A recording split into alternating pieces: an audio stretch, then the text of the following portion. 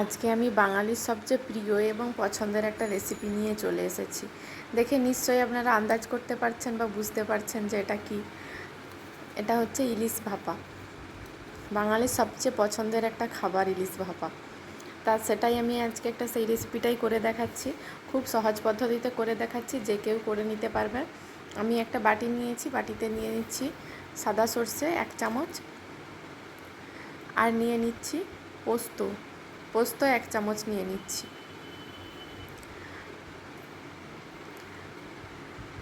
আমি যেহেতু দুটো মাছের জন্য বানাচ্ছি, তাই পরিমাণটা আপনাদের যে যার পছন্দ অনুযায়ী নিয়ে নেবেন।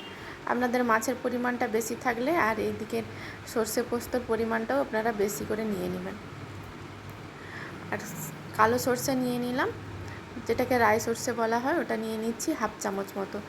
শিলনোড়াতে ভালোভাবে আমি পেস্ট করে নিয়েছি। এবার আমি মাছ নিয়েছি। প্রথমে মাছটা ধোয়ার পর আমি কিছুটা নুন মাখিয়ে রেখেছিলাম। আবার মশলা অনুযায়ী পরিমাণ মতো আবার নুনটা দিয়ে দিলাম হলুদ গুঁড়ো, আর দিয়ে দিচ্ছি আবারও পরিমাণ মতো একটু লবণ দিয়ে দিচ্ছি, কারণ মাছে যেহেতু মশলাটা দেওয়া হবে তাই মশলা অনুযায়ী আর একটু লবণ দিয়ে দিলাম। আর দিয়ে দিচ্ছি ওই সর্ষে পোস্ত বাটাটা দিয়ে দিলাম 1 চামচের থেকে একটু বেশি টক দই দিয়ে ভালোভাবে মাখিয়ে নিচ্ছি। মাখিয়ে ম্যারিনেট করে রেখে দেব 10 থেকে 15 মিনিট মতো। তারপর আমি ভাপে হতে দেব। দিয়ে দিলাম সর্ষের তেল। এই সর্ষের তেলটা না দিলে চলেই না। সর্ষের তেল দিয়ে দিলাম, দিয়ে ভালোভাবে মাখিয়ে নিচ্ছি।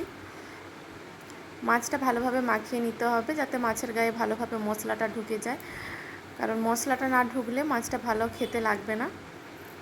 আমি আমার মেয়ের মাছটা ও ভাপা খেতে পারবে না, তাই ওর জন্য আমি মাছটা ভেজেই রেখেছিলাম, তাই ওটা ভাপার সঙ্গে আর দিলাম না।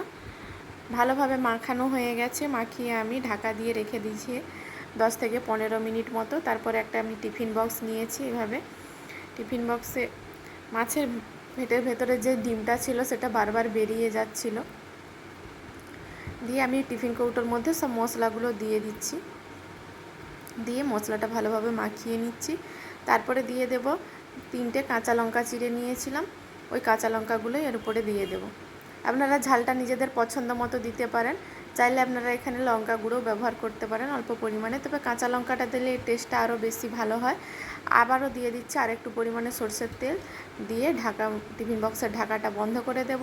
আর এখানে একটা বড় বাটি নিয়েছি, নিয়ে জল গরম করতে বসিয়ে দিচ্ছি। জলটা অলরেডি গরম হয়ে গেছে। এর মধ্যে আমি টিফিন বক্সটা দিয়ে দিচ্ছি, দিয়ে ফুটতে দেব। এরপর আমি একটা ঢাকা দিয়ে দেব।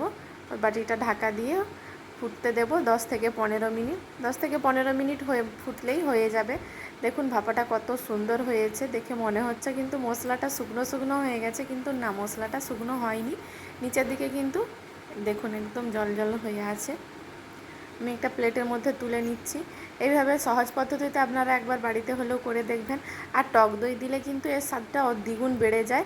এইভাবে একবার টক দই দিয়ে ভাপা করে দেখবেন অপূর্ব লাগে খেতে। গরম ভাতের সঙ্গে তো আর কিচ্ছুটি লাগে না, এইরকম ভাপার যদি থাকে। ভিডিওটি ভালো লাগলে অবশ্যই আমার চ্যানেলটি সাবস্ক্রাইব করে নেবেন, এবং ফেসবুক পেজ থেকে দেখলে পেজটি ফলো করে পাশে থাকবেন।